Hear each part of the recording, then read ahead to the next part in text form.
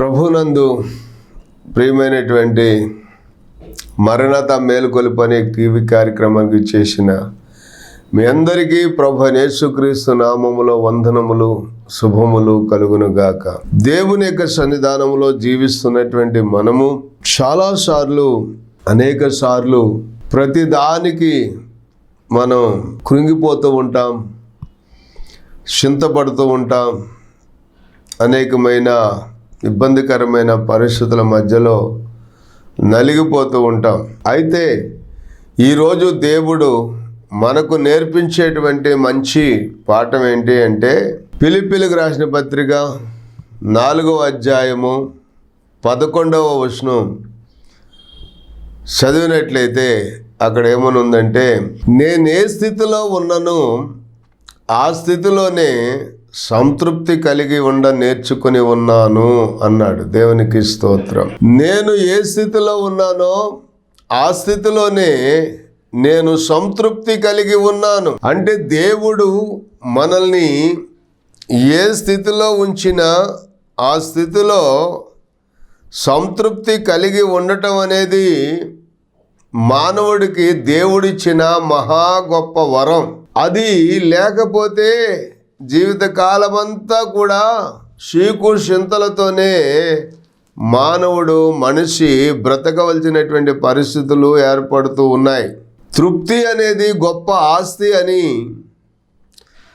దైవజనులు, మరణాత విశ్వాస సమాజ వ్యవస్థాపక అధ్యక్షులు శ్రీ గుళ్ళపల్లి మోజస్ చౌదరి గారు, మా నాయకులు ఎప్పుడూ ఆ విషయాన్ని చెబుతూ ఉంటారు.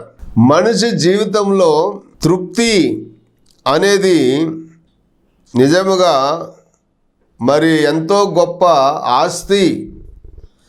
ఆ తృప్తిని సంపాదించుకున్నవాడు గొప్ప ఆస్తిపరుడు అని ఈ లోకంలో ఉన్నటువంటి ఆస్తిపాస్తులకు అన్నిటికంటే కూడా తృప్తి అనేది గొప్ప ఆస్తి అని చెప్పి వ్రాయబడి ఉంది. దైవజనులు చెప్పారు. అలాగునే మనం చూస్తే అపోస్తలుడైన పౌలు కూడా ఒక మాట చెబుతున్నారు. ఏంటో చూడండి. తిమోతికి రాసిన మొదటి పత్రికలో 6వ అధ్యాయము 6వ వచనం మనం చదివితే, సంతుష్టి సహితమైన దైవభక్తి గొప్ప లాభసాధనమై ఉన్నది. మనమీ లోకములోనికి ఏమీయూ తేలేదు, దీనిలో నుండి ఏమీయూ తీసుకుని పోలేము. కాగా అన్నవస్త్రములు గలవారమై ఉండి వాటితో తృప్తి పొంది ఉందము అన్నాడు. ఎంత గొప్ప మాట అండి. నిజముగా మనం గమనిస్తే ఈ లోకములోనికి మనం వచ్చేటప్పుడు ఏమైనా తెచ్చామా? ఈ లోకములో నుంచి వెళ్ళేటప్పుడు ఏమైనా తీసుకుని పోగలమా? ఏమీ లేదు కదండి. అందుకనే మనం గమనించినట్లయితే అలెగ్జాండర్ చక్రవర్తి ప్రపంచాన్ని జయించాడు అని చరిత్ర చెబుతూ ఉంది. జయించినటువంటి ఆ అలెగ్జాండర్ చక్రవర్తి సముద్రం దగ్గరికి వెళ్ళి, ఓ సముద్రమా, నీవు కూడా ఒక దేశానివైతే నిన్ను కూడా నేను జయించేవాడిని అని సముద్రం దగ్గర ఆయన ఏడుస్తూ వచ్చాడంట. నేను జయించడానికి ఇంకా రాజ్యాలు లేవే, దేశాలు లేవే,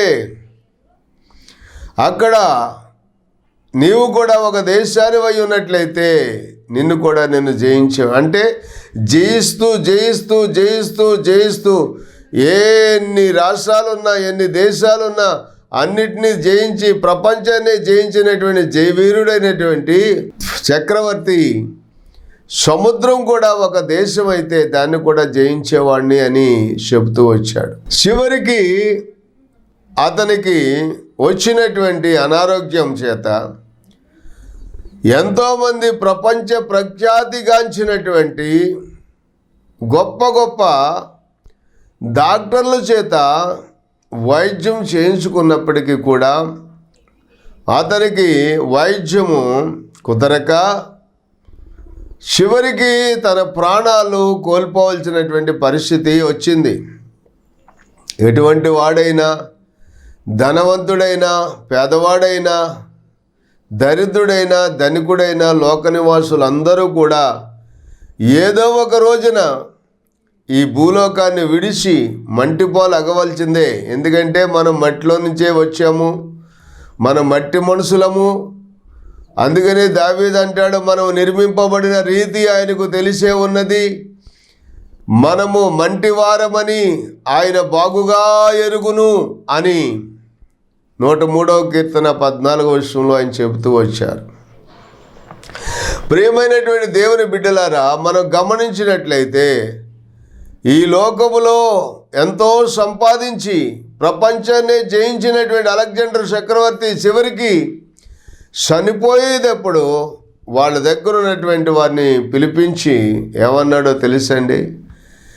నేనిక ఈరోజు రేపో చనిపోతాను, చనిపోయినప్పుడు శవపేటికలో నా భౌతిక గాయాన్ని ఉంచినప్పుడు నా 2 చేతులు కూడా బయటకు ఓపెన్గా ఉంచి తీసుకుని వెళ్ళండి శ్మశానానికి అన్నాడంట. అదేంటి మహారాజా, చక్రవర్తి, నీవు చనిపోతే నీ చేతులు బయటకు ఉంచి బాడీని పెట్టిలో పెట్టి ఎలాగ తీసుకెళ్ళేదంటే, ప్రపంచాన్నే జయించినటువంటి మహాచక్రవర్తి అలెగ్జాండర్ చక్రవర్తి, ది గ్రేట్ అలెగ్జాండర్ చక్రవర్తి చనిపోయినప్పుడు తన చేతులతో ఏమీ తీసుకుని వెళ్ళటం లేదు అని ప్రజలందరూ చూసేటట్లుగా నన్ను ఆ విధంగా తీసుకుని వెళ్ళండి అన్నాడంట. అందుకని పౌలు భక్తుడు చెప్తున్నటువంటి మాటలు మనం గమనిస్తున్నట్లయితే, సంతుష్టి సహితమైన దైవ భక్తి గొప్ప లాభసాధనమై ఉన్నది. మనం ఈ లోకములోనికి ఏమీ తేలేదు. ఈ లోకములో నుంచి పోయేటప్పుడు ఏమీ తీసుకుని పోలేము. కాబట్టి అన్న వస్త్రములు గలవారమై ఉండి వాటితో తృప్తి పొంది ఉందాము అన్నాడు. ఆయనతో కూడా కలుపుకున్నాడు మనల్ని.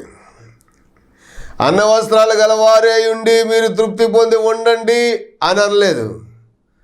అన్న వస్త్రములు గలవారమై ఉండి వాటితో తృప్తి పొంది ఉందాం. ఆ తృప్తే గొప్ప ఆస్తి. చూచారా? అందుకనే ఈ లోకములోనికి మనం వచ్చినప్పుడు ఏమీ తేలేదు అని ఆనాడు యోబు ఊజు దేశమందు ఆయన గొప్ప ధనవంతుడై ఉన్నప్పటికీ కూడా ఒకేసారి తన ఆస్తినంతా కోల్పోవలసి వచ్చినప్పుడు అక్కడ కూడా మనం గమనించినట్లయితే, ప్రియమైనటువంటి దేవుని బిడ్డలారా, యోబు అంటాడు, నేను తల్లి గర్భము నుండి దిగంబరిగానే వచ్చాను, దిగంబరిగానే వెళ్ళిపోతాను. దేవుడు ఇచ్చెను, దేవుడు తీసుకున్నాడు, ఆయన నామమునకే స్తుతి కలుగునుగాక అన్నాడు. దేవునికి స్తోత్రం. కాబట్టి దేవుని యొక్క సన్నిధానములో జీవిస్తున్నటువంటి మనము ఈ లోకములోనికి వచ్చినప్పుడు తెచ్చింది లేదు, వెళ్ళిపోయేటప్పుడు తీసుకు వెళ్ళిపోయేది ఏదీ లేదు. కాబట్టి మనము అన్నవస్త్రములు గలవారమై ఉండి మనం కలిగిన దానితో తృప్తి పొంది ఉండటమే అది మహా గొప్ప ఆస్తి అని మరి భక్తులు సెలవిస్తూ ఉన్నారు. కనుక హెబ్రీ పత్రికలో 13వ అధ్యాయము 5వ వచనం మనం చదివినట్లయితే అక్కడ పౌలు అక్కడ కూడా చెప్పిన మాట ఏంటంటే, ధనాపేక్ష లేని వారై మీకు కలిగిన వాటితో తృప్తి పొంది ఉండుడి. చూసారా? ధనాపేక్ష లేని వారే. ఎందుకంటే ధనాపేక్ష సమస్తమైన కీడులకు మూలమై ఉన్నదని తిమోతి మొదటి పత్రికలో 6వ అధ్యాయంలోనే మరి 10వ వచనంలో సెలవిచ్చారు. ఎందుకనగా ధనాపేక్ష సమస్తమైన కీడులకు మూలము, కొందరు దానిని ఆశించి విశ్వాసము నుండి తొలగిపోయి నానా బాధలతో తమ్మును తామే పొడుచుకున్నారు. ధనవంతులగుటకు అపేక్షించువారు 9వ వచనం, శోధనలోను ఉరిలోను అవివేకయుక్తములను హానికరములనైన అనేక దురాశలలో పడుతున్నారు. అట్టివి మనుషులను నష్టములను నాశనములను ముంచివేస్తున్నాయి అని చెప్పి రాయబడి ఉంది.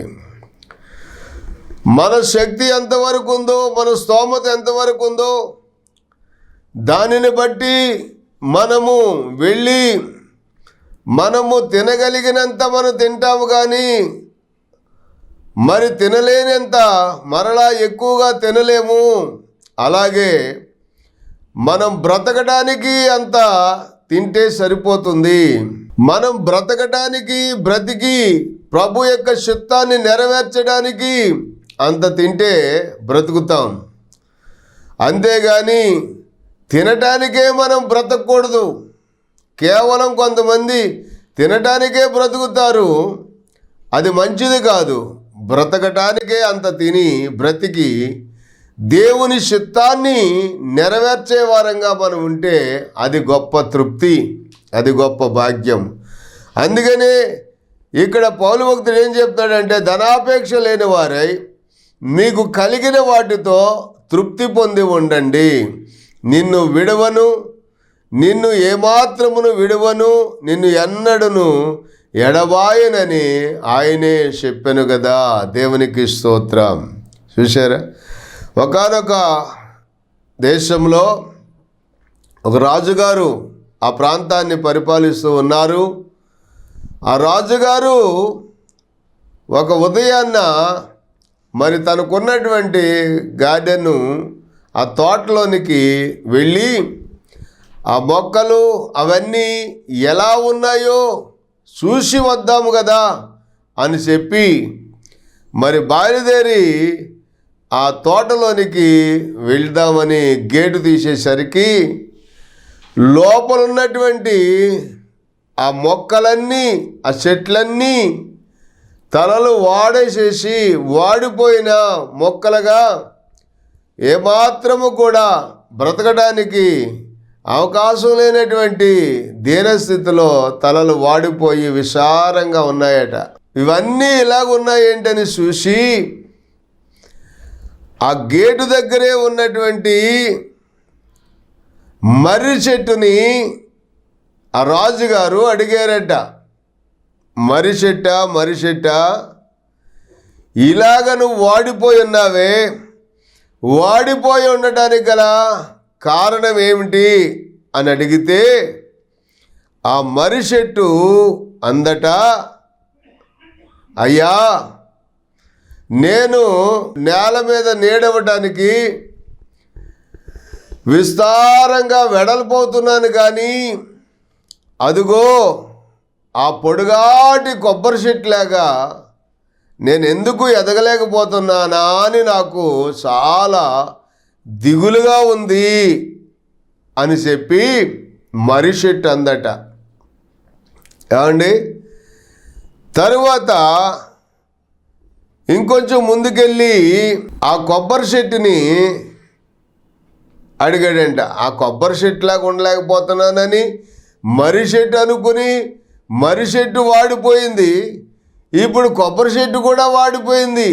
ఎందుకు కొబ్బరి చెట్టు నువ్వు ఇలా వాడిపోవగల కారణం ఏంటని రాజుగారు అడిగితే కొబ్బరి చెట్టు అందంట, అయ్యా నా యొక్క కాయలు నా ఫలాలు ఎవరికీ అందటం లేదు, నేను ఎంతో ఎత్తులో ఉన్నాను, ఎప్పుడైనా నెలకోసారి 2 నెలలకోసారి నా కాయలు దింపుతారు, కానీ అదుగో ఆ కింద ఉన్నటువంటి ఆ పందిరి మీద బాగుతున్నటువంటి ఆ ద్రాక్ష చెట్టు ఉందో చూడండి, ఆ ద్రాక్ష తీగలు ఉన్నాయి చూడండి, ప్రతిరోజు ఎవరొకళ్ళు వస్తారు, ఆ ద్రాక్ష చెట్టు పండును కోసుకుంటారు, ఆ ద్రాక్ష చెట్టు పలకరిస్తారు, నన్ను పలకరించే వాళ్ళే లేరు.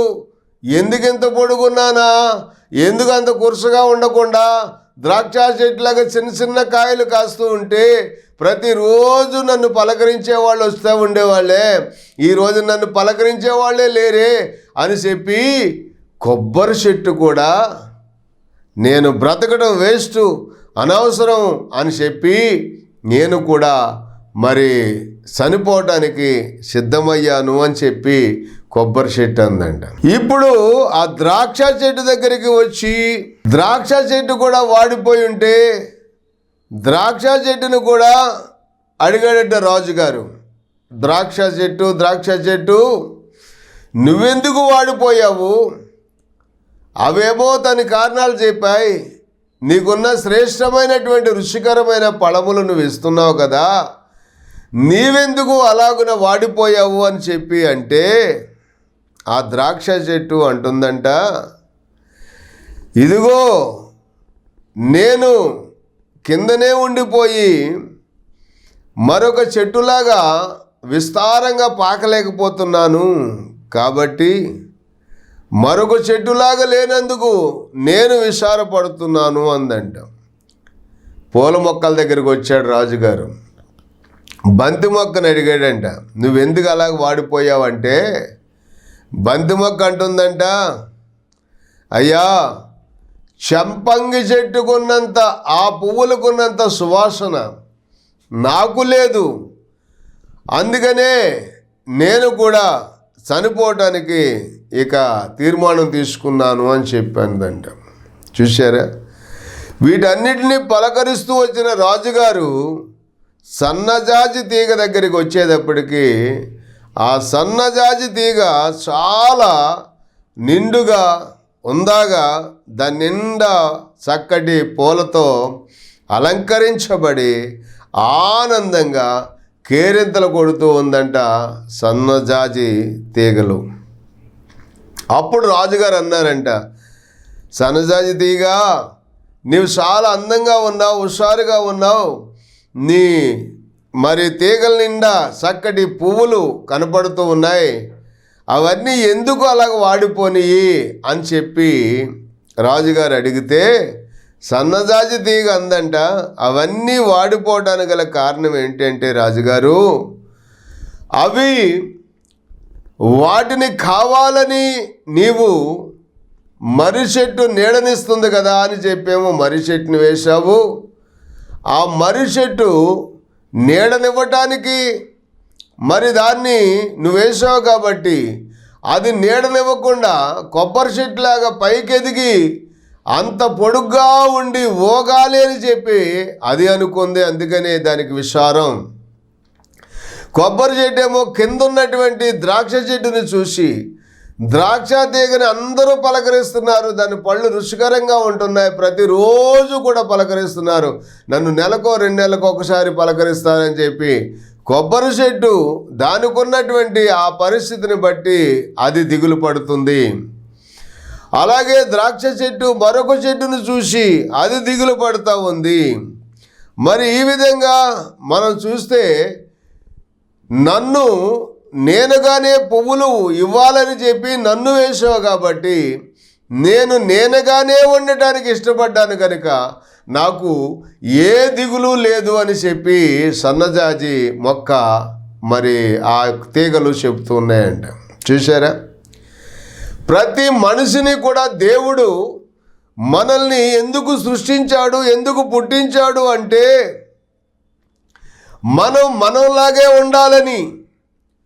మనం చాలాసార్లు ఎదుటి వాళ్ళని చూస్తూ ఉంటాం, టీవీలో మన ప్రసంగికులు కూడా చాలామంది మనం చూస్తూ ఉంటే ఎవరిలాగనో నేనుండాలి, వారిలాగా నేను ప్రసంగం చేయాలి, వారిలాగా నేను ఆ విధంగా ఈ విధంగా వాళ్ళు ఈ విధంగా చేస్తున్నారు ఆ విధంగా చేస్తున్నారని చెప్పి అలాంటి జిమిక్కులు చేసి సేవ చేయాలనుకుంటే చివరికి ఆ సేవ వాడిపోతుంది, ఎండిపోతుంది, అది నిలిచేదిగా ఉండదు.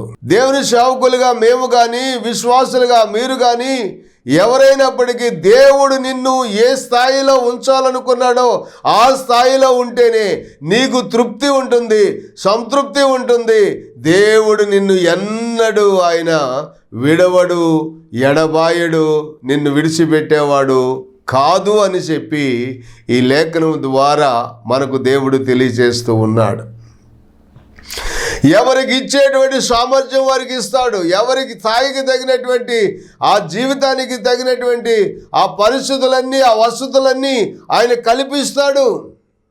దిగులు పడనక్కర్లా, చింత పడనక్కర్లా, ఎవరిలాగో నేనెందుకు ఉండలేదు అని చెప్పి అనుకోక్కర్లా.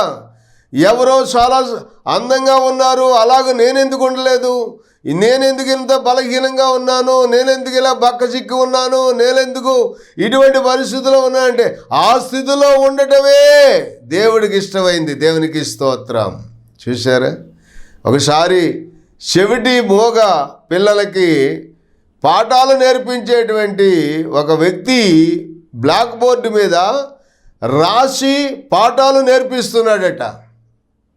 అప్పుడు రాస్తూ పిల్లలందరూ చాలా హుషారుగా సంతోషంగా మరి చూస్తూ ఉన్న సమయంలో నాకు మాట్లాడటానికి నోరుంది, మరి వినటానికి చెవులున్నాయి, చెవులు వినికిడిస్తుంది, మాట్లాడటానికి నోరు మరి వాయిస్ను ఇస్తుంది, చూడటానికి కళ్ళున్నాయి, కానీ మీకెందుకు దేవుడు మాట్లాడటానికి నోరు లేదు, వినటానికి వినికిడి చెవి వినటం లేదు, మిమ్మల్ని ఎందుకు దేవుడు ఎలా పుట్టించాడని ఆ బ్లాక్ బోర్డు మీద రాశాడంట. సడన్గా అందరూ కూడా నిశ్శబ్దం అయిపోయారు. కొంచెం సేపు ఆలోచనలో పడ్డారు. అందరికీ అన్నీ ఉన్నాయి, అందరూ మాట్లాడగలుగుతున్నారు, నడవగలుగుతున్నారు, పరిగెత్తగలుగుతున్నారు, కావాల్సిన తినగలుగుతున్నారు, అడిగి తీసుకోగలుగుతున్నారు, ఇవన్నీ ఉన్నాయి కదా, మనకెందుకు వినికిడి లేదు, మాట్లాడటానికి నోరు లేదు అని చెప్పి కొంచెం సేపు నిశ్శబ్దం అయిపోయిన తర్వాత ఈలోగా ఒక అమ్మాయి నెమ్మదిగా లేచి అక్కడి నుండి ఆ బ్లాక్ బోర్డు దగ్గరికి వెళ్ళి షాక్ పీస్ తీసుకుని దాని మీద ఏదో రాస్తుంది. ఏం రాస్తుందో ఆయనకి తెలియలేదు, వీళ్ళకి తెలియలేదు. ఆమె రాసిన తరువాత వచ్చి సైలెంట్గా కూర్చుంటే తర్వాత బ్లాక్ బోర్డు మీద చదివితే ఏమనుందో తెలుసా?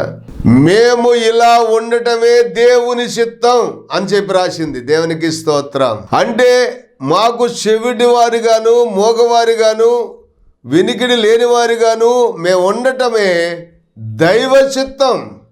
ఈ విధంగా మేము దేవునిని ఈ విధంగానే ఉండి దేవుని మహిమపరచడం దేవునికి ఇష్టం. మేము ఇలాగే ఉండాలి, దేవుడు ఎలా ఉండాలని మమ్మల్ని సృజించాడో మేము అలా ఉండటమే దేవుని చిత్తం అని చెప్పి రాసి కూర్చుంటే నిజంగా అందరూ కూడా ఎంతో సంతోషించి దేవుణ్ణి ఘనపరిచారు. చూశారా ప్రియమైన దేవుని బిడ్డలారా, లేని వాటిని గూర్చి కృంగిపోకుండా, ఉన్న వాటిని గూర్చి పొంగిపోకుండా, అందుకనే పౌలు భక్తుడు ఏం చెప్తున్నాడంటే, నేనున్న స్థితిలోనే నేను సంతృప్తి కలిగి ఉన్నాను. ఎందుకంటే ఉన్నతమైన స్థితిలో ఉండనెరుగుదును, సంపన్న స్థితిలో ఉండనెరుగుదును.